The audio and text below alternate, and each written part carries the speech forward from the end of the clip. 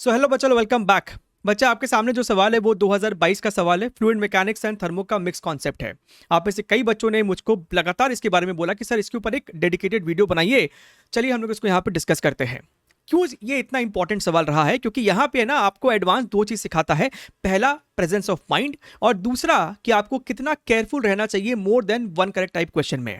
Right चलिए आगे हम लोग इसको सॉल्व करते हैं। आगे बढ़ने से पहले हमने यहाँ पे जितने भी एडवांस के प्रीवियस ईयर क्वेश्चंस को सॉल्व किया है प्रॉपर डिस्कशन करके, सभी का चैप्टर वाइज प्लेलिस्ट का लिंक आपको नीचे है। तो अगर आप 23 के एस्पिरेंट है या फिर उसके बाद के भी एस्पिरेंट है तो आपको जरूर से उसको चेकआउट करना चाहिए।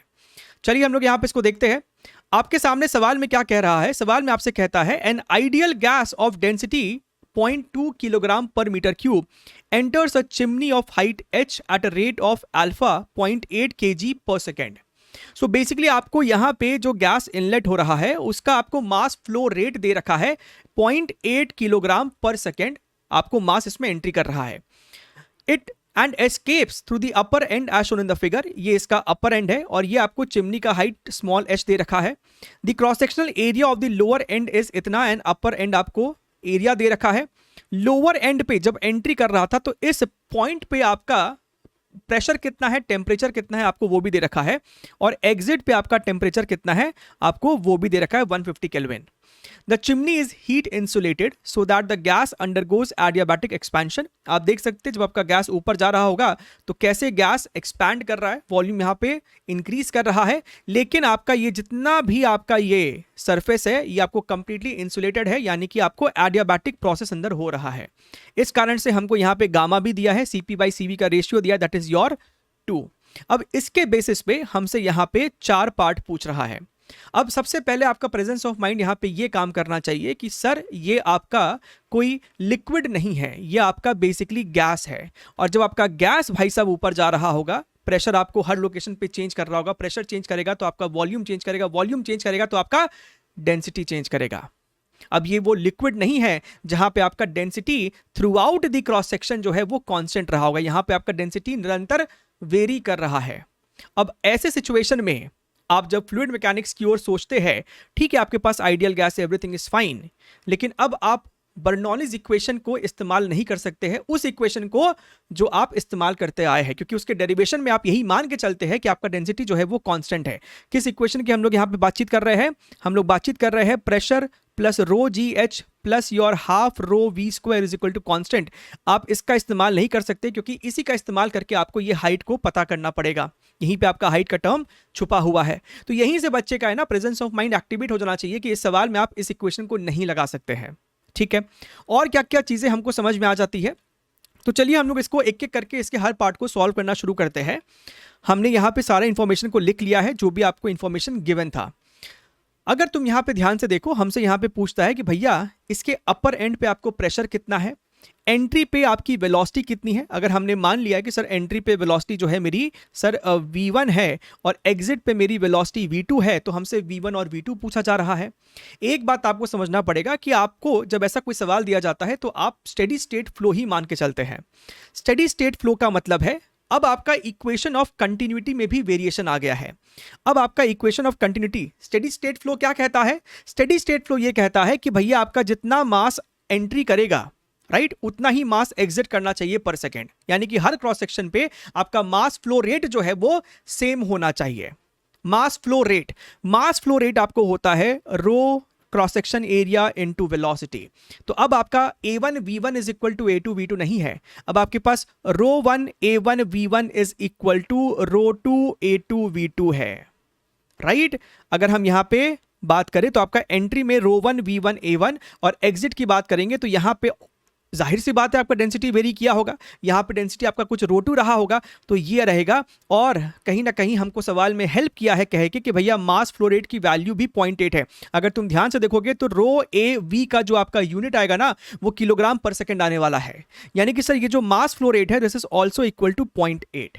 अच्छा, अब अगर तुम यहाँ पे ध्यान से देखो, आपके पास अगर हम केयरफुली देखें तो ये वाला वैल्यू आपके पास क्या क्या है? आपके पास रो 1 है दैट इज योर 0.2, आपके पास सर a1 भी है दैट इज योर 0.1, हमको v1 निकालना था and this should be equal to 0.8। So इसको सॉल्व कीजिए, ये आपका v1 का वैल्यू निकल के आ जाएगा 40 मीटर्स पर सेकेंड। तो यस सर, इनलेट में मेरा स्पीड 40 मीटर्स पर सेकेंड है। अभी हम फिलहाल एग्जिट में नहीं निकाल सकते क्योंकि मेरे पास रो2 नहीं है। तो एक काम करते हैं, रो2 निकालने का भी मेरे पास एक उपाय है। क्या है सर? भैया आपका जो प्रोसेस है ना, यहां से लेके यहां तक, इट इज एडियाबैटिक प्रोसेस।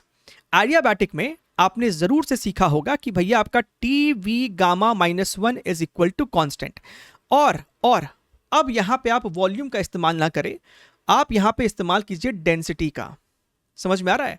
आपको जो डेंसिटी है वो वॉल्यूम के साथ इनवर्सली रिलेटेड रहता है। यानी आप यहां पे क्या लिख सकते थे? आप इसी इक्वेशन को लिख सकते थे, T upon density gamma -1 is equal to constant. तो चलिए हम लोग इसका इस्तेमाल करते हैं और एंट्री में और एग्जिट पे इस इक्वेशन को लगा देते हैं। तो एंट्री में आपका जो टेम्परेचर है वो आपको 300 है। सर हमने यही इक्वेशन क्यों चुना? क्योंकि भैया मेरे पास एग्जिट में और एंट्री में दोनों जगह टेम्परेचर है, मेरे पास प्रेशर नहीं था, तो इसलिए हमने इसका इस्तेमाल किया है। सो टेम्परेचर अपॉन डेंसिटी जो यहां पे है आपका, दैट इज योर 0.2। गामा की जो वैल्यू है वो हमको 2 दे रखा है, तो यहां पे आप लिखेंगे 2 - 1 which becomes 1 eventually. This is equal to exit पे जो आपका टेम्परेचर है that is your 150 divided by exit पे मेरा डेंसिटी रो2 है। अगेन आप यहां पे 2 - 1 लिखते तो वो आपको 1 ही हो जाने वाला है। So this becomes your 2। तो यहां से सर मेरा रो2 का वैल्यू आ रहा है 0.1। तो एक और चीज मुझे पता चल गया है कि सर मेरी रो2 की जो वैल्यू है वो 0.1 निकल के आ रही है। अब एक बार ये आपके पास रो2 आ जाता है, आप फिर से इस इक्वेशन का इस्तेमाल कर सकते थे। तो रो2 की वैल्यू 0.1 है। A2 जो क्रॉस सेक्शन एरिया है वो मेरा 0.4 है, ये मेरा V2 है, this is equal to your 0.8। इसको सॉल्व किया तो V2 की वैल्यू निकल के आ रही है सर 20 मीटर्स पर सेकेंड। तो सर एंट्री में वेलोसिटी 40 और एग्जिट में 20 है। ऑप्शन नंबर बी को देखोगे तो velocity of gas at the lower end of the chimney is 40 and the upper end is 20। तो सर ऑप्शन नंबर बी तो सही हो गया मेरा। ठीक है, यहां तक कोई तकलीफ होनी ही नहीं चाहिए। अच्छा, अब हम लोग यहां पे बात कर लेते हैं आपके एग्जिट पे प्रेशर कितना है। उसके लिए आप फिर से PV gamma is equal to constant का सहारा ले सकते थे, लेकिन अब वी को नहीं लेंगे, हम लोग इसको लिख देंगे P divided by rho gamma is equal to constant, because volume और डेंसिटी में आपका इनवर्स का रिलेशन है। अगेन हम यहां पे क्या करेंगे, एंट्री पे लगा देंगे। तो एंट्री पे आपका प्रेशर 600 है, एंट्री पे आपकी डेंसिटी जो है वो 0.2 है और अब पावर आपका 2 है। ठीक है, गामा 2 था, इज इक्वल टू एग्जिट पे प्रेशर मेरा कुछ P2 होगा और एग्जिट पे मेरी डेंसिटी सर 0.1 है, इसका भी स्क्वायर कर दिया है। सो अगर मैं यहाँ पे ध्यान से देखूं तो आपको ये P2 कितना निकल के आएगा, इसको स्क्वायर मार देंगे तो इवेंचुअली यहाँ पे आपका 4 बचेगा। 600/4 इज योर 150 पास्कल। लेकिन हमें जो ऑप्शन नंबर ए देता है, the pressure of the gas at the upper end of the chimney is 300, यानी सर ये वाला ऑप्शन जो है मेरा गलत है। ठीक है एकदम। चलिए, तो अभी तक बड़े ही कंफर्टेबली हमने दो ऑप्शंस को तो चेक कर लिया है। अगर हम आखिरी ऑप्शन की बात करें, density of gas at the upper end is 0.05 which we have already calculated कि सर ये 0.1 है, तो ये वाला भी आपका फिर गलत हो जाता है। बात आके अटकती है ऑप्शन नंबर सी में। ठीक है, अब उस दिन जिस दिन आपका ये पेपर होता है एग्जामिनेशन में, क्यों ऐसा होता है कि काफी बच्चे यहां पे नेगेटिव मार्किंग करके आ जाते हैं। ऑल्दो काफी बच्चों ने शायद ऑप्शन नंबर बी ढूंढ भी लिया होगा। बच्चे जो है कहीं ना कहीं ये मन में मान के चल रहे थे कि काम करते हैं, एक काम करते हैं, बर्नौलीज इक्वेशन लगा देते हैं। ठीक है, क्या पता वही एडवांस चाहता भी था, लेकिन ऐसा बिल्कुल नहीं था। तो एक काम करो, आप चाहो तो यहाँ पे ना लोअर में और इस टॉप पॉइंट पे ना बर्नौलीज इक्वेशन को लगा के देख सकते हो। That is your P plus your rho g h plus your half rho v square is equal to constant. आप इस इक्वेशन को लगा के देख सकते हैं। मैं यहाँ पे आपके लिए इक्वेशन लिख देता हूँ एक बार के लिए। अगर हम एंट्री की बात करें तो एंट्री पे आपका प्रेशर जो है वो 600 है, आपकी जो डेंसिटी है दैट इज योर 0.2। और एक काम करते हैं, एंट्री लेवल को ही हम अपना रेफरेंस मान लेते हैं, राइट।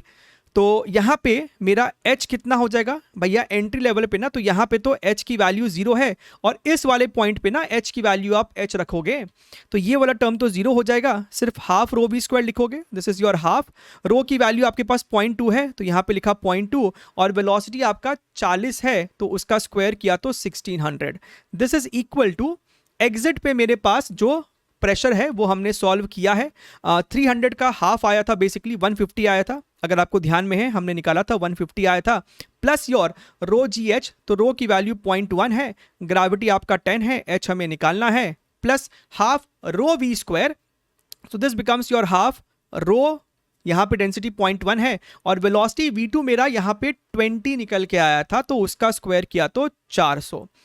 आपको जो है इसको एक बारी सॉल्व करके देखना है ना। बहुत से बच्चों ने इसी को अप्लाई किया था बेसिकली, तो उन्होंने जब सॉल्व किया तो ठीक है, ये उनका 0.1 था, तो यहाँ पे आपका 600 है, यहाँ पे आपका 160 हो जाएगा, ठीक है, इक्वल्स टू यहाँ पे आपका बेसिकली 150 है, ये आपका h ही हो जाएगा, और यहाँ से इसको कट किया तो ये 200 और 0.1 से मल्टीप्लाई किया तो ये 20 हो रहा है। So this becomes 660 minus your 170 equals to h। तो h की वैल्यू कितनी निकल के आ रही है, ध्यान से देखो, h की वैल्यू आपको कितनी निकल के आ रही है, तो सर ये आपको 590 निकल के आ रही है।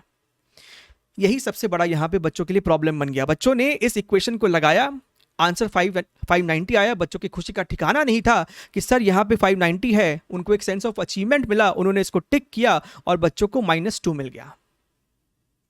तो यहीं पे आईआईटी चाहता था कि आप अपना प्रेजेंस ऑफ माइंड लगा ले कि भैया यहाँ पे गैस आपका डेंसिटी वेरी कर रहा है, यानी कि इस इक्वेशन को तो आप लगा ही नहीं सकते थे, इससे जो भी आंसर आएगा वो आंसर वैलिड नहीं होगा।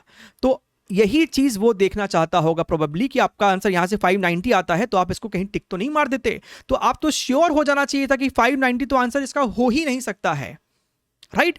बिकॉज ये फ्लो जो है ना, इसे फ्लूइड मैकेनिक्स की भाषा में कहते हैं कंप्रेसिबल फ्लो इक्वेशन। कंप्रेसिबल है यहां पे आपका गैस, राइट, तो compressible flow of Bernoulli's equation हम उसे कहते हैं, जो आप बेसिकली फ्लूइड मैकेनिक्स में पढ़ते हो in your 3rd year of mechanical engineering. मैंने खुद मैकेनिकल इंजीनियरिंग करा है आईटी खड़गपुर से, and I have read all this in very depth, right. तो ये आपके सिलेबस का हिस्सा था नहीं, लेकिन उन्होंने ऑप्शन एक ऐसा दिया है 590 जो आपका प्रेजेंस ऑफ माइंड चेक कर लेता है, ठीक है। बट स्टिल अगर आपको ये जानना है कि सर क्या है वो इक्वेशन जिससे हम इसको सॉल्व कर पाते, सो उसके लिए बेसिकली आपको इस इक्वेशन का जानकारी होना चाहिए जिसे हम कहते हैं ऑयलर्स इक्वेशन। ये आपको होता है dp by rho plus v d v plus g d h is equal to 0, ठीक है। आप चाहो तो एक्चुअली ऑयलर्स इक्वेशन का जो फॉर्मल तरीका है इसको डिराइव करने का, वो तो अपने परव्यू के बिल्कुल बाहर है, वो आप 3rd ईयर में पढ़ोगे जब भी आप जाओगे कॉलेज में। लेकिन आप स्टिल चाहो तो इस इक्वेशन को, है ना, एनर्जी कंजर्वेशन से भी फाइंड आउट कर सकते हैं।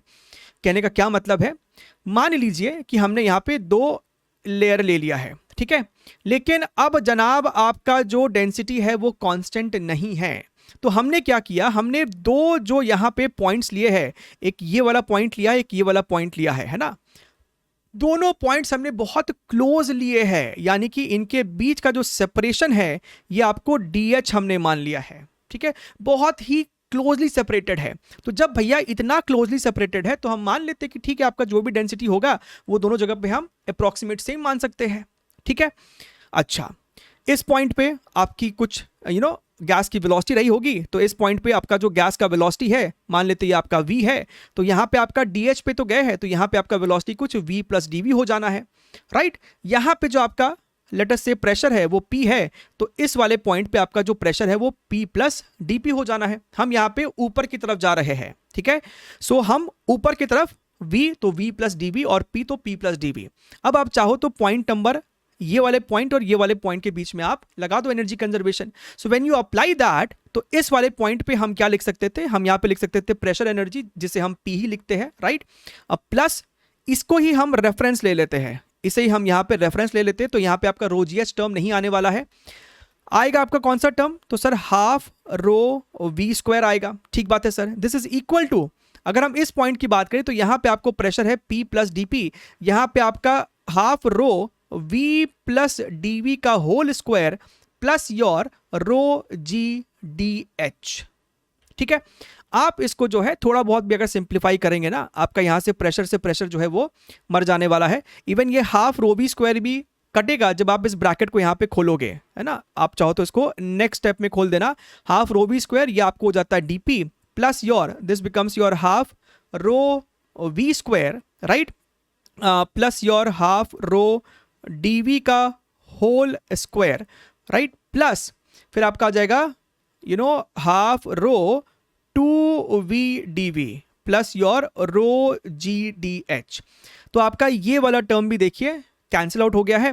अब देखिएगा dv आपका ऑलरेडी इतना छोटा है, तो dv का स्क्वायर को तो आप नेग्लेक्ट कर ही सकते हैं, तो इसको हमने यहाँ पे इग्नोर कर दिया है।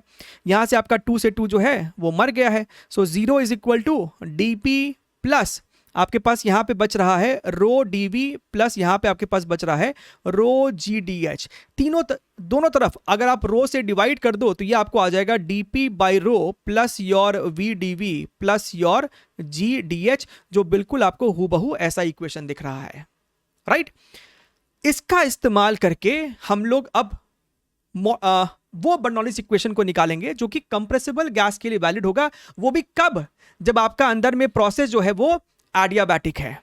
मेरी बात समझ रहे हैं? आपका प्रोसेस जो है बच्चा वो बेसिकली एडियाबैटिक है। आपको यही सवाल आइसोथर्मल के लिए भी दिया जा सकता था कि अगर आपका प्रोसेस अंदर आइसोथर्मल होता तो क्या करते, लेकिन हमें सीखना है कि एडियाबैटिक के लिए क्या करना था। तो यही जो आपका इक्वेशन है इसी का आपको इस्तेमाल करना पड़ेगा। तो भैया अगर तुम ध्यान से देखो, आप क्या करोगे, आप दोनों तरफ इसे इंटीग्रेट मारिए। तो ऑब्वियस सी बात है कि आपका जो ये वाला इंटीग्रेशन है ना dp बाई रो, इसको करने के लिए आपको कुछ सोचना पड़ेगा, क्योंकि यहां पे प्रेशर है और नीचे आपका रो कोई कांस्टेंट नहीं है, तो आप रो को ऐसे ही इंटीग्रेशन के बाहर नहीं निकाल सकते। इसको इंटीग्रेट किया तो ठीक है v²/2 आ जाएगा, इसको इंटीग्रेट किया तो ये gh आ जाएगा और यहां पे आपका जीरो का इंटीग्रेशन एक कांस्टेंट आ जाएगा। सवाल उठता है सर हमको इसको कैसे इंटीग्रेट करना है। देखिए आपके पास एक और सहारा है, आपके पास एक और टूल है कि pressure upon rho to the power gamma. अभी हमने देखा था PV gamma is equal to constant, तो डेंसिटी के टर्म्स में आप इसको ऐसे लिख सकते थे कि सर ये कोई कांस्टेंट के बराबर है, ठीक है। अच्छा sir, now be very very careful, ये आपका रो टू द पावर गामा है। आप यहां पे चाहो तो P/C कर सकते थे और ये आपका 1/गामा इज इक्वल टू ये रो हो जाता। अब हमें तो बेसिकली इस वाले टर्म को सॉल्व करना है, तो इस वाले टर्म को सेपरेट करो। यहां पे आपका ऊपर में dp है, राइट, और यहां पे आपका नीचे में रो था, तो ये वाले टर्म को आप लिखोगे तो इवेंचुअली आप इसको क्या लिख सकते थे, इवेंचुअली आप इसको लिख सकते थे भैया c टू द पावर 1/गामा p टू द पावर -1/गामा dp, राइट। हमने यहां पे रो को इस वाले टर्म से रिप्लेस किया तो आपका यहां पे ऐसा लिखा के आ जाएगा। अब c टू द पावर 1/गामा तो आपका कांस्टेंट है, इसको बाहर निकाला, इसका इंटीग्रेशन क्या हो जाएगा, p टू द पावर इसमें 1 - 1/गामा अपॉन योन 1 - 1/गामा। तो ये हमने कर दिया इंटीग्रेट, लेकिन ये c को हटाना पड़ेगा, तो इस c की वैल्यू को है ना यहां से आप दोबारा से लेके आओ। अगर तुम यहां पे ध्यान से देखोगे तो ये आपका p टू द पावर 1/गामा डिवाइडेड बाई रो जो है वही आपका c टू द पावर 1/गामा के बराबर है। तो इसको यहां पे लिखो, c टू द पावर 1/गामा क्या है, p टू द पावर 1/गामा डिवाइडेड बाई रो, और यहां पे आपके पास है p टू द पावर 1 - 1/गामा डिवाइडेड बाई गामा -1/गामा। अगर तुम ध्यान से देखो तो यहां पे आपका बेस सेम है, आप पावर को ऐड कर दोगे तो इवेंचुअली ये आपको p/रो आ रहा है, और ये वाला गामा आपका ऊपर चल जाएगा, यहां पे आपको गामा -1 है। So this is the extra term, ये आपका जो टर्म है वो इसमें एक एडिशनल टर्म आ रहा है as compared to the normal Bernoulli's equation. इस टर्म को हमको इसको रिप्लेस करके हम ये वाला चीज यहां पे लिखेंगे और फिर हम लोग लगा सकते हैं अपना this modified version of Bernoulli's equation. तो मैंने अगले पेज पे इस इक्वेशन को आपके लिए ऑलरेडी लिख दिया है, इसको आप लगाएंगे point number 1 and point number 2 के बीच में, राइट। चलिए लगा के देखते हैं कि इससे आपको क्या वैल्यू आनी चाहिए थी। अगेन हमने यहीं को इसी पॉइंट को हमने रेफरेंस मान लिया है, तो अगर इस पॉइंट की बात करें तो आपके पास अच्छा सबसे पहले गामा अपॉन गामा -1 क्या है, गामा अपॉन गामा -1 कितना है, 2/2 - 1 विच इज नथिंग बट 2। तो ये वाला टर्म जो है बेसिकली इस सवाल के लिए 2 हो जाता है। सो 2 मल्टीप्लाइड बाई प्रेशर, प्रेशर जो है जनाब यहाँ पे आपको 600 है, divided by your density, density आपको यहाँ पे 0.2 है, प्लस v²/2, वेलोसिटी 40 था तो उसका स्क्वायर किया तो 1600/2 है, और रेफरेंस यही है मेरा, तो यहाँ पे तो अभी फिलहाल कोई हाइट है नहीं, तो gh का टर्म आपका 0 हो जाएगा। दिस इज इक्वल टू, फिर से यही टर्म को लिखेंगे यानी कि 2 multiplied by 2 multiplied by pressure, यहाँ पे आपका प्रेशर याद कीजिए 150 निकल के आया था, डिवाइडेड बाई डेंसिटी यहाँ पे हमारी निकल के आई थी 0.1, ठीक है, प्लस v स्क्वायर, वेलोसिटी ऊपर 20 निकल के आई थी जिसका स्क्वायर आपको 400 है, divided by 2 plus your gravity multiplied by height, और हमें जनाब यहाँ पे h ही तो सॉल्व करना है, तो ये आपका हो जाएगा 10 इंटू एच। इसको देखते हैं, इसको सॉल्व करके क्या निकल के आता है। अगर तुम ध्यान से देखो तो ये आपको 0.1 यानी कि सर ये आपको हो रहा है 6000, ये आपको हो रहा है 800, दिस इज इक्वल टू ये आपका ऊपर चला जाएगा, तो यहाँ पे न्यूमरेटर में आपको 3000 है plus your 200 plus your 10h, ठीक है सर। ओके, आप एक काम करो, सबसे पहले तो ये शून्य शून्य को यहाँ से हटा दीजिए, तो लेफ्ट साइड में आपके पास 680 है माइनस यहाँ पे आपके पास जनाब 320 है इक्वल्स टू h, तो यहाँ से मेरा h की वैल्यू निकल के आ जाती है 360 मीटर्स। सो टेक्निकली स्पीकिंग ये आपका सही जवाब होना चाहिए था, but again as we said earlier 590 इसीलिए यहाँ पे दिया गया था ताकि बच्चा अपना प्रेजेंस ऑफ माइंड लगा सके कि भैया नॉर्मल इक्वेशन से 590 आ रहा है, which means this is the incorrect option, right. But still we have done it in detail. अगर अंदर में प्रोसेस आइसोथर्मल होता तो जैसे अभी हमने इसको डिराइव किया था, जहां पे हमने P upon rho to the power gamma लिया था इक्वल्स टू कांस्टेंट, अब वहां पे आप गामा नहीं लेंगे क्योंकि आपका आइसोथर्मल के लिए PV is equal to constant होता है, यानी कि P upon density equals to constant होगा। तो इसको इस्तेमाल करके आप डिराइव करेंगे equation for your isothermal process, ठीक है। चलिए, अगर आपको सेशन समझ में आया है, अच्छा लगा तो इसको आप लाइक कर सकते हैं एंड कमेंट कीजिए, and we shall be meeting more. Take care, wish you all the very best.